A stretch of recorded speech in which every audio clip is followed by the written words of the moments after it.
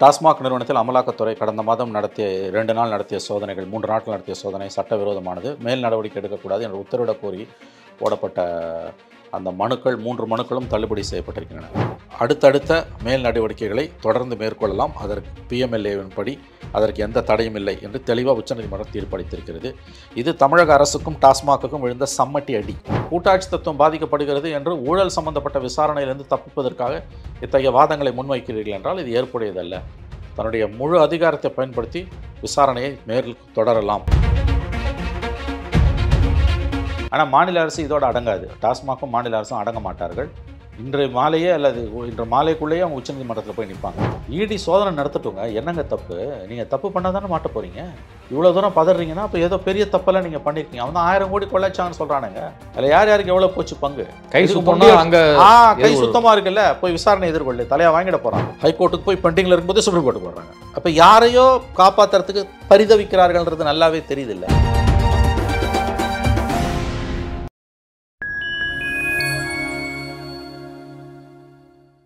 Fine time media நேயர்களுக்கு வணக்கம். நான் உங்கள் சங்கீத் குகன். நம்ம சிறப்பு நிகழ்ச்சியில் நம்மோடு இணைந்திருக்கிறார் மதிப்பிற்குரிய மூத்த பத்திரிகையாளர் திரு மணி அவர்கள். வணக்கம் சார். வணக்கம். எப்படி சார்? நன்றாக இருக்கிறேன். அமலாக்கத்துறை சோதனையை சட்டவிரோதம் என அறிவிக்க கூறி டாஸ்மாக் நிறுவனத்தின் சார்பிலும் தமிழ்நாடு அரசின் சார்பிலும் சென்னை உயர்நீதிமன்றத்தில் மனு தாக்கல் செய்யப்பட்டது. இது குறித்தான தீர்ப்பு இன்றைக்கு வெளியாக இருக்கிறது.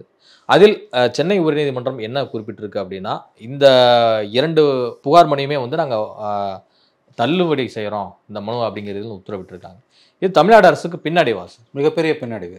3 ரிட் மனுக்கள் தமிழக அரசு மற்றும் டாஸ்மாக் சார்பாக டாஸ்மாக் நிறுவனத்தில் அமலாக்கத்துறை கடந்த மாதம் நடத்திய 2 நாள் நடத்திய சோதனைகள் 3 நாட்கள் நடத்திய சோதனை சட்டவிரோதமானது. மேல் நடவடிக்கை எடுக்கக்கூடாது என்று உத்தரவிடக் கோரி போடப்பட்ட அந்த மனுக்கள் 3 மனுக்களும் தள்ளுபடி செய்யப்பட்டிருக்கின்றன. இந்த தீர்ப்பை ஜஸ்டிஸ் நீதிபதி சுப்பிரமணியம் அண்ட் ராஜசேகர் வழங்கியிருக்காங்க. இந்த தீர்ப்போட முக்கியமான அம்சங்களாக ஒரு 5 விஷயங்களை பார்க்கலாம். அதில் முக்கியமாக அவங்க என்ன சொல்கிறாங்கன்னா, சுருக்கமானது, the search and seizure conducted by the ED was legal and within its jurisdiction under section 17 of prevention of money laundering act. PMLA படி 17வது உபப்பிரிவு சட்டவிரோத பண பரிவர்த்தனை சட்டப்பிரிவின் படி அமலாக்கத்துறை நடத்திய இந்த சோதனைகள் மற்றும் கைப்பற்றியவை, இதில் கைப்பற்றப்பட்டவை அத்தனையும் சட்டத்துக்கு உட்பட்டவை தான். இதில் எந்த சட்ட விதிமீறலும் இல்லை. 1. 2, the court found no evidence of harassment or violation of fundamental rights during the search operations as alleged by petitioners. இந்த சோதனைகளின் காரணமாக டாஸ்மாக் ஊழியர்களோட அடிப்படை உரிமைகள் பாதிக்கப்பட்டது என்ற குற்றச்சாட்டை நாங்கள் முழுவதும் நிராகரிக்கிறோம். அதற்கு எந்த விதமான ஆதாரமும் இல்லை. 3, prior consent from the state government is not required before conducting searches under PMLA as the act extends to the whole of India. அதாவது PMLA படி ஒரு மாநில அரசு அலுவலகத்தில் சோதனை நடத்தும்போது அந்த மாநில அரசோட அனுமதி பெற வேண்டும் என்கின்ற மனுதாரர்களின் கோரிக்கை முழுவதும் நிராகரிக்கப்படுகிறது. ஏன்னா பிஎம்எல்ஏ என்பது இந்தியா முழுவதுக்கும் பொருந்தக்கூடிய ஒரு சட்டம். ஆகவே மாநில அரசுகளின் அனுமதி சோதனை நடத்தப்படுவதற்கு முன்பு தேவையில்லை. 4, arguments invoking federalism were rejected with the court stating that federalism cannot be applied to obstruct investigation of crimes affecting national economic growth. அதாவது தமிழ்நாடு அரசு டாஸ்மாகோட மனுக்களில் கூட்டாட்சி தத்துவத்துக்கு எதிரானது இந்த அமலாக்கத்துறை சோதனைகள் என்ற வாதம் வைக்கப்பட்டது. இதனை நாங்கள் நீதிமன்றம் முழுவதுமாக நிராகரிக்கிறோம். ஏனெனில் நாட்டின் பொருளாதார வளர்ச்சியை சீர்குலைக்கக்கூடிய எந்த ஒரு நடவடிக்கையையும் கண்டுபிடித்து அதற்கு மேல் உரிய நடவடிக்கை எடுப்பதற்கு மத்திய அமைப்புகளுக்கு எல்லா விதமான அதிகாரமும் உண்டு. ஆகவே இதை கூட்டாட்சி தத்துவத்திற்கு எதிரானது என்கின்ற வாதம் ஏற்புடையதில்லை. இது முழுவதும் நிராகரிக்கப்படுகிறது. 5வது கடைசி point, the concept of requiring an FIR before conducting searches was also rejected as this requirement was removed by a 2019 amendment to PMLA which was upheld in the Vijay Madanal Lal case. அதாவது ஒரு சோதனை நடத்துறதுக்கு முன்னால் எஃப்ஐஆரை பதிவு செஞ்சுருக்கணும் அப்படின்னு மனுதாரர்கள் கேட்குறாங்க.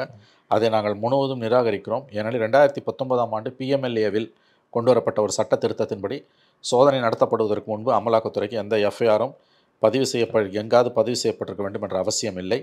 இந்த சட்ட திருத்தத்தை விஜய் மதன்லால் வழக்கில் உச்சநீதிமன்றமே உறுதிப்படுத்தியிருக்கிறது. ஆகவே அமலாக்கத்துறை இந்த வழக்கில், அதாவது டாஸ்மாக் வழக்கில் அடுத்தடுத்த மேல் நடவடிக்கைகளை தொடர்ந்து மேற்கொள்ளலாம். அதற்கு பிஎம்எல்ஏவின் படி அதற்கு எந்த தடையும் இல்லை என்று தெளிவாக உச்சநீதிமன்றம் தீர்ப்பளித்திருக்கிறது. இது தமிழக அரசுக்கும் டாஸ்மாகுக்கும் விழுந்த சம்மட்டி அடி. அவசரப்பட்டு உச்சநீதிமன்றத்துக்கு போனாங்க. ஒரு நாளைக்கு ஒரு ஹியரிங்க்கு 10 லட்ச ரூபாய் வாங்கக்கூடிய வழக்கறிஞரை வச்சு சீஃப் ஜஸ்டிஸ் முன்னால் மென்ஷன் பண்ணுறாங்க. சென்னை உயர்நீதிமன்றத்துலேருந்து வேறு எந்த உயர்நீதிமன்றத்துக்கு வேணால் அந்த வழக்கை மாற்றுக்கன்றாங்க. அப்படிலாம் ப்ரேயரே வைக்க முடியாது. ஒரு உயர்நீதிமன்றத்தில் ஒரு நீதிபதி மேலே எனக்கு நம்பிக்கை இல்லை, நீ எனக்கு மாற்று. ஒரு 2 நீதிபதிகள் கொண்ட அமர்வின் மீது எனக்கு நம்பிக்கை இல்லை, வேறு ஜட்ஜுக்கு மாற்றுன்னு கேட்டால் கூட நியாயம். ஆனால் அதையே அரசாங்கம் கேட்க முடியாது, தனிநபர்கள் கேட்கலாம். இவங்க ஒரு ஒட்டுமொத்த உயர்நீதிமன்றத்து மேலே எங்களுக்கு நம்பிக்கை இல்லை, மாற்றுன்னு கேட்டாங்க. இது எப்போ வாய்மொழியா? சீஃப் ஜஸ்டிஸ் என்ன சொன்னார், நான் இதை 2 நாள் பொறுத்து முறையாக மனுவாக தாக்கல் பண்ணுங்கள், நாங்கள் விசாரணைக்கு எடுத்துக்கிறோன்னாரு. 2 நாள் பொறுத்து விசாரணைக்கு வரும்போது இவங்க என்ன கேட்குறாங்க, வேறு உயர்நீதிமன்றத்துக்குன்னு நாங்கள் கேட்கல, சுப்ரீம் கோர்ட்டுக்கு எல்லா கேஸையும் ட்ரான்ஸ்ஃபர் பண்ணுன்றாங்க. வழக்கமாக சுப்ரீம் கோர்ட்டுக்கு எப்போ ட்ரான்ஸ்ஃபர் பண்ணுவாங்கன்னா, ஒரே மனு, ஒரே ப்ரேயர் இருக்க மனு ஒன்றுக்கும் மேற்பட்ட உயர் நீதிமன்றங்களை பெண்டிங்கில் இருக்குன்னா அப்போ தான் சுப்ரீம் கோர்ட்டுக்கு மாற்ற சொல்லுவாங்க. இப்போ உதாரணத்துக்கு ஈடிக்கு எதிராக சர்ச் பண்ணக்கூடிய அதிகாரம் ஈடிக்கு இருக்கா இல்லையான்னு ஒரு ப்ரேயரோட மெட்ராஸ் ஹைகோர்ட்டில் ஒரு கேஸ் இருக்குது. இதே மாதிரி ஒரு கேஸு தெலுங்கானா ஹைகோர்ட்டில் இருக்குது. இதே மாதிரி ஒரு கேஸு அகமதாபாத் ஹைகோர்ட்டில் இருக்குது. அப்படின்னா வெவ்வேறு விதமான ஜட்ஜ்மெண்ட்ஸ் வந்ததுன்னா குளறுபடி ஆகும்னு எல்லா கேஸையும் சுப்ரீம் கோர்ட்டுக்கு மாற்றன்னு கேட்பான். ஒன்றுக்கும் மேற்பட்ட உயர்நீதிமன்றத்தில் ஒரே மாதிரியான தன்மை கொண்ட வழக்குகள் இருந்ததுனா தான் சுப்ரீம் கோர்ட்டுக்கு மாற்ற சொல்லி கேட்க முடியும். அது கூட எப்படின்னா கான்ஸ்டியூஷனல் கொஸ்டின்ஸ் இன்வால்வ்டாக இருக்கணும். இதில் எதுவுமே கிடையாது. நீ கொள்ளை அடிச்சிருக்க, திருடி இருக்க, ஊரை சூறையாடி இருக்கீங்க, பொருளாதாரத்தை சூறையாடின ஒரு கூட்டம் தன் மீது நடவடிக்கை எடுக்கக்கூடாதுன்னு உச்சநீதிமன்றத்துக்கு போகுதுன்னா உச்சநீதிமன்றம் ஏற்றுக்குமா? உச்சநீதிமன்ற நீதிபதிகள் கடும் கோபம் அடைந்தார்கள். ஏற்கனவே ஹைகோர்ட்டில் கேஸ் பெண்டிங்கில் இருக்குது. அது இருங்க, ஹைகோர்ட்டில் இவங்க தான் பெட்டிஷனை போடுறாங்க. நல்லா கவனிங்க. நீங்கள் இவங்க எப்போ சுப்ரீம் கோர்ட்டுக்கு போய் இந்த எல்லா கேஸையும் வேறு ஹைகோர்ட்டுக்கு மாற்றுன்னு முதல்ல வாய்மொழியாக கேட்டுட்டு அப்புறம் மறுபடியும் சீஃப் ஜஸ்டிஸ் கிட்ட விசாரணைக்கு வரும்போது இல்லை வேறு ஹைகோர்ட்டு கேட்கல, சுப்ரீம் கோர்ட் இந்த கேஸை விசாரணைக்கு எடுத்துக்கணும் அப்படின்னு சொல்லும்போது என்ன கேள்வி வருதுன்னா, இவங்க தான் கோர்ட்டுக்கு போகிறாங்க, ஹைகோர்ட்டுக்கு. அப்படி முதல்ல சுப்ரீம் கோர்ட்டுக்கு போயிருக்கலாம், உனக்கு அந்த அதிகாரம் இருக்குது. நீ முதல்ல ஹைகோர்ட்டுக்கு போகிற, உங்களுக்கு சாதகமாக ஒரு 5 நாளைக்கு ரிலீஃப் கிடைக்குது. 5 நாள் பொறுத்து அதே பெஞ்ச் என்ன சொல்லுது, தன்னை ரெக்யூஸ் பண்ணிக்குது. ஒரு ஜட்ஜி என்ன சொல்கிறாரு, வினோதமாக சொல்கிறாரு, அவங்க அம்மா 15 வருஷத்துக்கு முன்னால் திமுக எம்எல்ஏவாக இருந்தாங்களாம், அதனால் அவர் விளைவிக்கிறாராம். இதெல்லாம் ஒரு காரணமாங்க. அப்படின்னா மாநில அரசு சம்மந்தப்பட்ட எந்த கேஸுமே நீ விசாரிக்கக்கூடாது. அந்த மாதிரி ஒரு வினோதமான ஜட்ஜ்மெண்ட்டாக ஒரு ஜட்ஜு கொடுத்துட்டு அந்த கேஸ்லேருந்து தன்னை விலக்கிக்கிறாரு. அஃப்கோர்ஸ் அதுக்கு அவருக்கு அதிகாரம் இருக்குது, பட் அது தார்மீக முறையில் சரியில்லை. ஒரு நீதிபதியோட தாயார் 15 ஆண்டுகளுக்கு முன்பு இன்றைய திமுக ஆளுங்கட்சியோட அன்றைக்கும் அது ஆளுங்கட்சியாக இருக்கும்போது எம்எல்ஏவாக இருந்தாங்க, அதனால் நான் விளைவிக்கிறேன். இது என்னங்க ஆர்குமெண்ட்டு? ஏன்னா ஒவ்வொரு நாளும் அந்த நீதிபதி முன்னால் மெட்ராஸ் ஹைகோர்ட்டில் தமிழ்நாடு கவர்மெண்ட் சம்மந்தப்பட்ட பல நூற்றுக்கணக்கான வழக்குகள் வருது. அப்போ எல்லா கேஸ்லேருந்து ஒரு விலகு வரா? அந்த ஜட்ஜுக்கிட்டேருந்து வேறு ஜட்ஜுக்கு போகுது, வேறு பெஞ்சுக்கு போகும்போது தான் இவங்க சுப்ரீம் கோர்ட்டுக்கு போகிறாங்க. சுப்ரீம் கோர்ட்டில் போய் இங்கே ஹைகோர்ட்டில் ஜட்ஜஸ் கடிந்து கொள்கிறார்கள். எங்ககிட்ட நீங்கள் பெட்டிஷனில் வந்திருக்கீங்க, சுப்ரீம் கோர்ட் போகிறேன்னு எங்ககிட்ட சொல்லவே இல்லை, அப்போ எங்களை நீங்கள் இழிவுபடுத்துறீங்கன்ட்டாங்க. இவங்க எங்கெல்லாம் தப்பு பண்ணாங்கன்னு சொல்கிறேன். அதன் பிறகு ஆர்குமெண்ட் சுப்ரீம் கோர்ட்டில் கேஸ் டிஸ்மிஸ் ஆகுது. இங்கே ஆர்கியூ பண்ணுறாங்க. இன்றைக்கி சரியான தீர்ப்பு வந்திருக்கிறது. அமலாக்கத்துறைக்கு சோதனை நடத்துவதற்கு டாஸ்மாகில் எல்லா உரிமையும் இருக்கிறது. இதில் கூட்டாட்சி தத்துவம் எதுவும் பாதிக்கப்படவில்லை. நீங்கள் கூட்டாட்சி தத்துவம் பாதிக்கப்படுகிறது என்று ஊழல் சம்பந்தப்பட்ட விசாரணையிலிருந்து தப்பிப்பதற்காக இத்தகைய வாதங்களை முன்வைக்கிறீர்கள் என்றால் இது ஏற்புடையதல்ல. தன்னுடைய முழு அதிகாரத்தை பயன்படுத்தி விசாரணையை மேல் தொடரலாம் அமலாக்கத்துறைன்னு தெளிவாக தீர்ப்பு கொடுத்துட்டாங்க. இது தமிழக அரசுக்கு டாஸ்மாக விழுந்த சம்மட்டி அடி. அப்படித்தான் நாம் இதை பார்க்க வேண்டும். தவறே செய்யாதவர்கள் எதற்காக விசாரணையை கண்டு அஞ்சுகிறார்கள்? முதல்ல எதுக்கு ஹைகோர்ட்டுக்கு இவங்க போனாங்க? விசாரணை கூடாதுன்னு நீ ஏன் போகிற? நீ தப்பு பண்ணல. மடியில் கடந்தால் தானே வழியில் பயம் வரும். உப்பை தின்னவன் தண்ணி குடிக்கிறான், அவ்வளோதான், வேறு ஒன்றும் இல்லை. இனி அமலாக்கத்துறையின் நடவடிக்கை டாஸ்மாக் விஷயத்தில் எப்படி இருக்கும்னு நினைக்கிறீங்க? இல்லை, அவங்க கண்டிப்பாக தீவிரமாக இந்த நடவடிக்கையை மேற்கொள்வார்கள். அடுத்தடுத்து அதிரடியான நடவடிக்கைகள் இருக்கலாம். அது என்ன மாதிரி இருக்குன்னு நம்ம வெளிப்படையாக இப்போ சொல்ல முடியாது.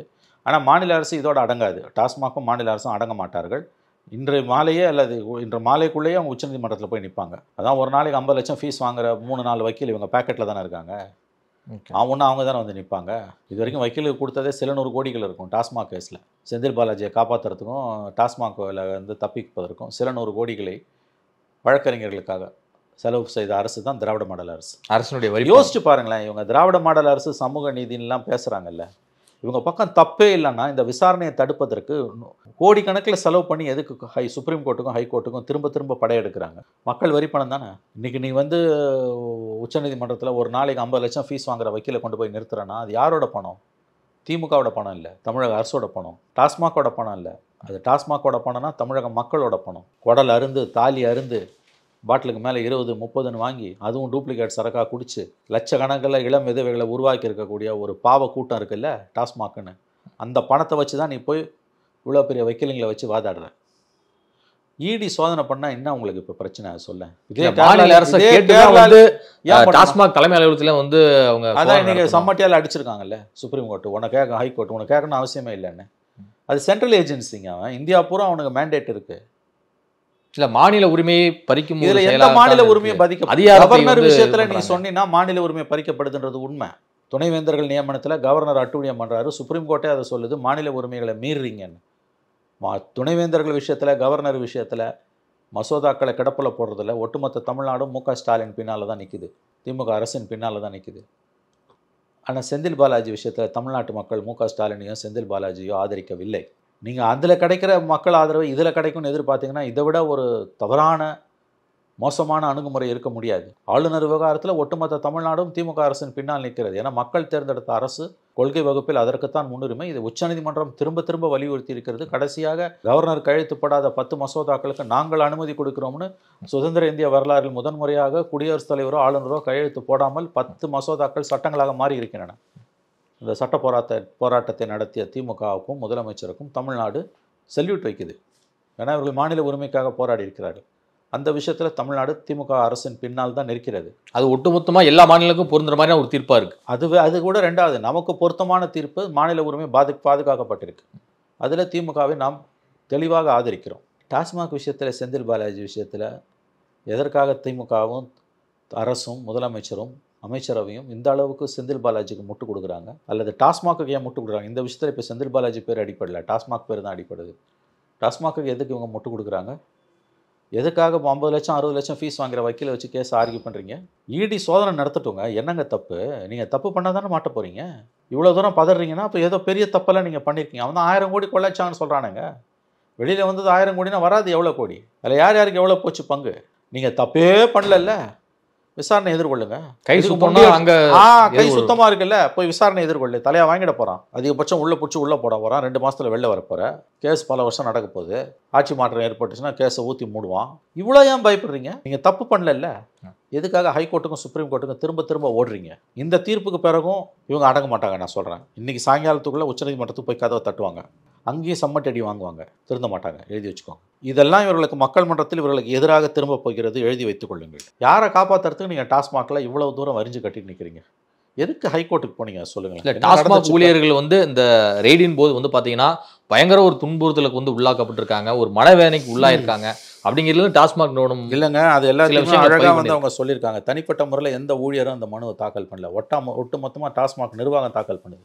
அதை தான் இடி கேட்குது. எந்த ஊழியர் தான் பாதிக்கப்பட்டதாக மனு தாக்கல் செஞ்சார்? ஷோமியன் இண்டிவிஜுவல். ரெண்டாவது, விடிய சோதனை நடத்துகிறான். ஏன் உங்கள் போலீஸ் நடத்தல விடிய சோதனை? நீங்கள் மட்டும் எப்படி நடந்துக்கிறீங்க? பெண்கள் எல்லாம் இரவு நேரங்களில் வீடுகளுக்கு திரும்ப அனுமதிக்கப்பட்டார்கள். வழக்கமாக தப்பு பண்ணுறவன், ஊரை கொள்ளை அடித்தவன், லஞ்சம் வாங்கி சொத்து சேர்த்தவன்லாம் என்ன ஆர்குமெண்ட் வைப்பாங்களோ அந்த ஆர்குமெண்ட்டை தான் தமிழக அரசும் டாஸ்மாக்கும் உயர்நீதிமன்றத்தில் வச்சுது. தமிழக அரசுக்கும் டாஸ்மாக்குக்கும் ஆப்பு வைத்த தீர்ப்பு இன்றைக்கி வந்திருக்கக்கூடிய தீர்ப்பு அற்புதமான தீர்ப்பு. நிச்சயமாக இவங்க உச்சநீதிமன்றத்துக்கு போவார்கள், அங்கும் போய் வாங்கி கட்டி கொள்ளுவார்கள். எழுதி வைத்துக் கொள்ளுங்கள். இவங்களுக்கு இப்போயாவது வந்து நிலைமை புரிஞ்சுதுன்னா விசாரணையை எதிர்கொள்ளணும், உச்சநீதிமன்றத்துக்கு போகக்கூடாது. விசாரணையே நடக்கக்கூடாது. நீ எப்படிங்க கோர்ட்டுக்கு போவ? விசாரணை நடந்து அதில் கைது நடவடிக்கை வந்துன்னா நீ கோர்ட்டுக்கு போகலாம். விசாரணை நடக்கவே கூடாதுன்னா நீ கோர்ட்டுக்கு போக முடியாது. ஏன்னா அது சென்ட்ரல் ஆக்ட். அது நாடு பூரா அந்த சட்டத்துக்கு வந்து பவர் இருக்குது. எங்கே வேணால் யாரை வேணால் அவன் தூக்கலாம். அந்த சட்டம் செல்லுபடி ஆகணும். உச்சநீதிமன்றம் திரும்ப உத்தரவு போட்டிருக்கு. அவர் எப்படி கோர்ட்டுக்கு நல்லா தெரியுங்க, கோர்ட்டுக்கு போனால் தோக்குன்னு. அதில் ஒரு 3 வாரம் காலதாமம், இப்போ 3 வாரம் காலதாமதம் ஆச்சு இல்லை? ஆமாம். அந்த முதல்ல அந்த ஒரு பெஞ்சு வந்து 5 நாள் இவங்களுக்கு ரிலீஃப் கொடுத்ததில்ல, அதுவே தப்பு. அந்த இடைக்கால உத்தரவே தப்பு கொடுத்துட்டு அதுக்கப்புறம் எதுக்கு அந்த நீதிபதிகள் அதுலேருந்து விலகுறாங்க? முதல்ல நீ விலகி இருக்கணும்ல. 5 நாள் பொறுத்து எதுக்கு விலகுறீங்க? அப்போ இழுத்தடிச்சாங்கல்ல இந்த 3 வாரம், இதுக்கு தான் போகிறது. இழுத்தடிக்கிறதுக்கு தான் போகிறது. தள்ளி போடுறதால நீ தண்டனையிலேருந்து தப்பித்து கொள்ள முடியாது. தற்காலிக நிம்மதி அது. இப்போ உச்சநீதிமன்றத்தில் போய் ஸ்டே கேட்பாங்க. மாநில அரசினுடைய பல வழக்குகளை வந்து நீதிபதிகள் வந்து இந்த வழக்கின் விசாரணையிலேருந்து நான் விலகிறேன் அப்படிங்கிறதும் நிறைய பேர் சொல்கிற வந்து பார்க்குறோம். இந்த மாதிரி முடிவை ஏன் எடுக்கிறாங்க? ஏன்னா அவர்கள் மீது தனிப்பட்ட முறையில் விமர்சனங்கள் வருகின்றன. அந்த விமர்சனங்களிலிருந்து தப்பித்துக்கொள்ள அவர்கள் பார்க்கிறார்கள். ஆனால் ஒரு நல்ல ஜட்ஜி வந்து எந்த கேஸ்லேருந்து தன்னை விலக்கிக்க மாட்டார். ரேரஸ்ட் ஆஃப் ரேர் கேஸில் தான் விலக்கிப்பார். அந்த பதவியில் நாற்காலியில் உட்காந்துட்டால எந்த விதமான அழுத்தங்களுக்கும் ஆட்பட மாட்டார். அப்பா புள்ள, அண்ணன் தம்பி, பொண்டாட்டி பிள்ளை எதுவுமே கிடையாது. அந்த துலாக்கோல் வந்து நேராக நிற்கும். துலாபாரம், இந்த துலாக்கோல் வந்து செங்கோல் வந்து நேராக நிற்கும். நீதியாவின் தராசு அப்படியே நிற்கும். அது எந்த பக்கமும் சாயாது. அது யாரை பற்றியும் கவலைப்படாது. ஒரு நல்ல தீர்ப்புக்காக நீ புகழ்ந்தினாலும் அது கண்டுக்கவே கண்டுக்காது. ஒரு மோசமான தீர்ப்புன்னு மக்கள் நினைக்கக்கூடியது கல்லெடுத்து அடித்தாலும் அது கலங்கவே கலங்காது. அது தான் வேலையை செஞ்சுட்டு பாராட்டுரைகளும் கல்லடிகளும் ரெண்டுமே ஒன்று. ஆங்கிலத்தில் சொல்லுவாங்க பொக்கேஸ் அண்ட் பிரிக் பேட்ஸ்னுவாங்க. பூச்செண்டுகள் கொடுத்தாலும் கல்லால் அடித்தாலும் ரெண்டுமே ஒரு நீதிபதிக்கு சமந்தான். எதுவுமே அவரை வந்து பாதிக்காது. ஸ்ததப்பிரஜன் ஒரு வார்த்தை உண்டு சமஸ்கிருதத்தில், கேள்விப்பட்டிருப்பீங்க. ஸ்ததப்பிரஜன் அப்படின்னா அவனை எதுவுமே பாதிக்காது. பெருமழை, வெள்ளம், கடுமையான வெயில், சூறாவளி காற்று, புயல், நெருப்பு, கொடுமையான வெளிச்சம் எதுவும் அவனை பாதிக்காது. தான் ஏற்றுக்கிட்ட கடமையை அவன் நேர்மையாக செஞ்சுக்கிட்டு போயிட்டே இருப்பான். நீ சொல்கிற பாராட்டு, நீ சொல்கிற விமர்சனம், அதான் சொல்லலை. பூச்செண்டுகளை கொடுத்தினாலும் மாலை போட்டினாலும் கல்லால் அடி ரெண்டும் ஒன்று அவனுக்கு. அப்படி தான் இருக்கணும் ஒரு ஜட்ஜி. அப்படிப்பட்டவர்கள் தான் நீதிபதிகள். நீ என்ன வேணால் என்னை பற்றிட்டு, என் மனசாட்சி தெளிவாக இருக்குது. ஏன் அவங்க அம்மா வந்து எம்எல்ஏவாக இருக்காங்கன்னா அந்த கேஸை ஏன் வந்து அவர் எடுத்து நடத்தக்கூடாது? ஏன் அந்த முடிவுக்கு அந்த நீதிபதி வருகிறார்? யாருமே சந்தேகப்படலையே அவரை. அதுவும் அவங்க 15 வருஷத்துக்கு முன்னால் எம்எல்ஏவாக இருந்தாங்க. அவங்க எம்எல்ஏனா அது அவங்களோட தனி மனித உரிமை. நீங்கள் ஜட்ஜாக இருக்கிறது உங்கள் திறமை, உங்கள் சாமர்த்தியம், உங்கள் தகுதி. உங்கள் அம்மா எம்எல்ஏவாக 15 வருஷத்துக்கு முன்னால் இருந்தாங்கன்றதுக்காக இன்றைக்கி இந்த வழக்குலேருந்து விலகுறீங்கன்னா அப்போ தமிழ்நாடு சம்மந்தப்பட்ட எல்லா வழக்குலேருந்து நீங்கள் விலகுவீங்களா? திமுக அரசு பதவியில் இருக்க வரைக்கும் தமிழக அரசு சம்மந்தப்பட்ட எல்லா வழக்குலேருந்து நீங்கள் விலகுவீங்களா? மாட்டீங்கல்ல. அப்புறம் இந்த வழக்கில் மட்டும் ஏன் விலகுறீங்க? சரி, அப்படி விலகுறீங்கன்றீங்களா? முதல்லையே இல்லை அந்த முடிவு எடுத்துருக்கணும். ஒரு இடைக்கால உத்தரவை போட்டுட்டு ஏன் விலகுறீங்க? எங்கெல்லாம் இந்த தடுமாற்றம், நீதி தேவன் மயக்கம்னு வாங்கல்ல, நீதி தேவன் மயக்கம் எங்கே வருது? அம்மா எம்எல்ஏன்னா மகன் மாநில அரசு சம்மந்தப்பட்ட வழக்கை அம்மாவோட கட்சி ஆளக்கூடிய ஒரு அரசு நிர்வாகத்தில் அந்த வழக்கை நான் எடுத்துக்க மாட்டேன், என் மேலே சந்தேகத்தை நிழல்றைகள் பதியும்னு நினைப்பதே முதல்ல தவறு. அப்படின்னா நீங்கள் வந்து திமுக கவர்மெண்ட்டு சம்மந்தப்பட்ட எந்த வழக்கையும் நீங்கள் விசாரிக்கக்கூடாது, முடியாது. அது ஏன்னா பெரும்பாலான வழக்குகள் அரசு போடக்கூடிய 60%. சரி, மூணாவது தான் நான் கேட்குறேன், அப்படி ஒருவேளை அது உங்களுக்கு ரொம்ப முக்கியம்னா முதல்ல ஏன் அந்த வழக்கை நீங்கள் விசாரணைக்கு எடுத்து ஒரு இடைக்கால உத்தரவை கொடுக்குறீங்க? அந்த இடைக்கால உத்தரவால் தான் இன்றைக்கி 3 வாரத்துக்கு மேலே தள்ளி போயிருக்கு கேஸு. அப்போ தமிழ்நாடு கவர்மெண்ட்டுக்கு நீங்கள் ரிலீஃப் கொடுத்துருக்கீங்க, எப்படி கொடுத்தீங்க? இப்போ இந்த கேள்விகள் எழுவும் இல்லை. யாருமே அந்த நீதிபதி மீது சந்தேகப்படலை, நாமும் அந்த நீதிபதியை சந்தேகிக்கவில்லை, அவருடைய நேர்மையை நாம் சந்தேகிக்கவில்லை. அவங்க அம்மா எம்எல்ஏவா திமுகவில் இருந்தாங்கன்னா சோ வாட்? சரி, அப்படி அதுதான் உங்களுக்கு பிரச்சனை, இங்கே முதல்ல விலகி இருக்கலாம்ல. ஒரு ரிலீஃபை கொடுத்துட்டு விலகுறீங்க. அதோட அர்த்தம் என்ன? அந்த ரிலீஃப் வந்து பெட்டிஷன் அடுத்த 3 வாரம் 4 வாரத்துக்கு கண்டினியூ ஆகுது, கொஞ்சம் இழுத்தடிக்கப்படுது. அப்போ இது எந்த விதத்தில் நியாயம்? இதுதான் சில நேரங்களில் வந்து நீதி தேவன் மயக்கம்னு சொல்லுவாங்கல்ல, அதுதான். எனவே காலதாமதம் ஆனாலும் ஒரு நல்லதொரு தீர்ப்பு வந்திருக்கிறது. நிச்சயம் இது வரவேற்கத்தக்க தீர்ப்பு. இவர்கள் என்ன செய்வார்கள் என்பது நமக்கு நன்றாகவே தெரியும். டாஸ்மாக் என்பது ஒரு பொன்முட்டை இடக்கூடிய வாத்து இல்லையா?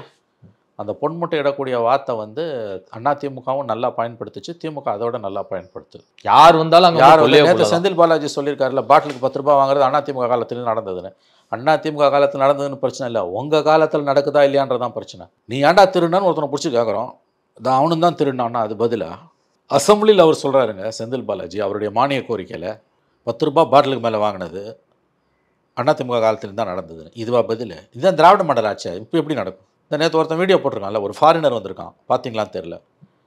ஒரு ஃபாரினர் வந்து பீர் பாட்டில் வாங்கி 20 ரூபா கேட்குறான். அவன் கேட்குறான், உலகத்தில் எங்கேயுமே அப்படி இல்லைன்றான். அவன் சொல்கிறான், நான் உலகத்தில் எம்ஆர்பிக்கு மேலே வாங்கவே முடியாது, நீ என்ன வேணால் பண்ணிக்க, எனக்கு 20 ரூபா கூடுன்றான். அவன் அது வீடியோ எடுத்து போடுறான். அந்த வீடியோ சமூக வலைதளத்தில் வந்து 2 நாளைக்கு மேலே ஆகுது, ஒரு நடவடிக்கையும் இல்லை. இது திராவிட மாடல்.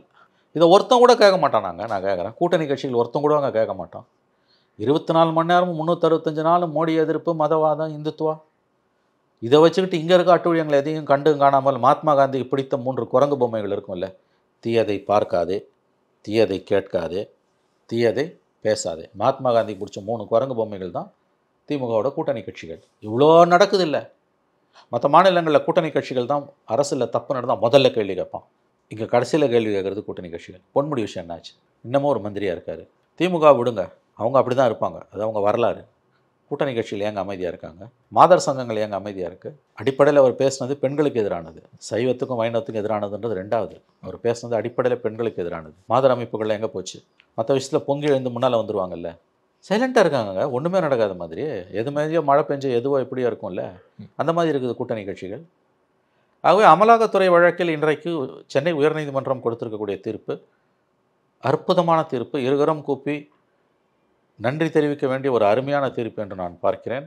ஊழலில் மூழ்கி முத்தெடுத்து கொண்டிருக்கக்கூடியவர்களுக்கு சம்மட்டி அடி விழுந்திருக்கிறது. இப்போ இடியோடைய அதிரடி நடவடிக்கை தொடர்ந்தால், பல இடியை இறக்கினால் யார் யாரெல்லாம் சிக்குவாங்கன்னு நினைக்கிறேன்? இல்லைங்க, அந்த ஆங்கிளுக்குள்ளே போக முடியாதுங்க. இது யாரையோ பெரிய அளவில் பிடிக்குதுன்ற காரணத்தால் தான் உச்சநீதிமன்றத்துக்கு தமிழ்நாடு அரசு ஓடுது.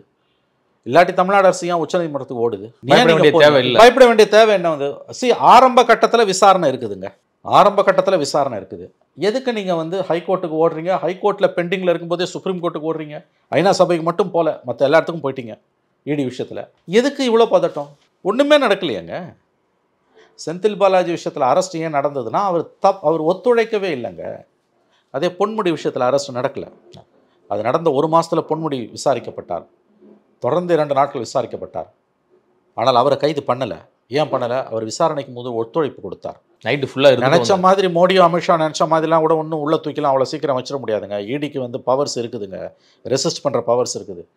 விசாரணை அதிகாரி நினச்சா, மோடி சொன்னால் கூட விசாரணை அதிகாரி கைது செய்ய வேணாம்னு நினச்சா கைது செய்ய மாட்டார். பொன்முடி அப்படி தான் கைது பண்ணலை. ஏன் ஐ பெரியசாமி தொடர்ந்து விசாரணைக்கு இவ்வளோ நாளாக போயிட்டு தான் இருக்கார், அவரை கைது பண்ணலை. நேரு மேலே இடி கேஸ் இருக்குது, அவரை கைது பண்ணலை. திமுகலே ஒரு 8 மந்திரிங்க இருக்காங்க, ஏவாவேல் இருக்காருங்க, அவங்களெல்லாம் கைதே பண்ணலையாங்க. ஜெகத்ரட்சனுக்கு 908 அபராதமே போட்டாங்க. ஜகத்துக்கு வந்து 40 வருஷமாக எனக்கு நினைவு தெரிஞ்ச நாள்லேருந்து, நான் ஸ்கூல் படிக்கும்போதுலேருந்து, தீபாவளி பொங்கல் வருதோ இல்லையோ வருஷம் ஜகத் வீட்டில் அமலாக்கத்துறை இது இன்கம் டேக்ஸ் ரெய்டு வரும். இப்போ சமீப நாட்களாக 2-3 வருஷமாக அமலாக்கத்துறையும் சேர்ந்துக்குச்சு.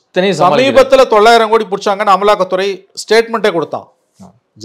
ஜகத்தோட ப்ரமிசஸில் சர்ச் பண்ணதில் 900 கோடிக்கு கண்டுபிடிச்சிருக்கோன்னு. ஆனால் ஜகத்தை கைதே பண்ணலையே. ஜகத் விசாரணைக்கு ஒத்துழைக்கிறாரு, எப்போ கூப்பிட்டாலும் போயிடுவார். கைது நடவடிக்கைன்றது அவ்வளோ சீக்கிரம் வராதுங்க, அதை நல்லா புரிஞ்சுக்கோங்க. முழுக்க அது வந்து விசாரணை அதிகாரியோட தனி உரிமை. நான் தான் சொல்கிறேன், மோடி சொன்னால் கூட கைது முடியாதுன்னா கைதே பண்ண மாட்டான்.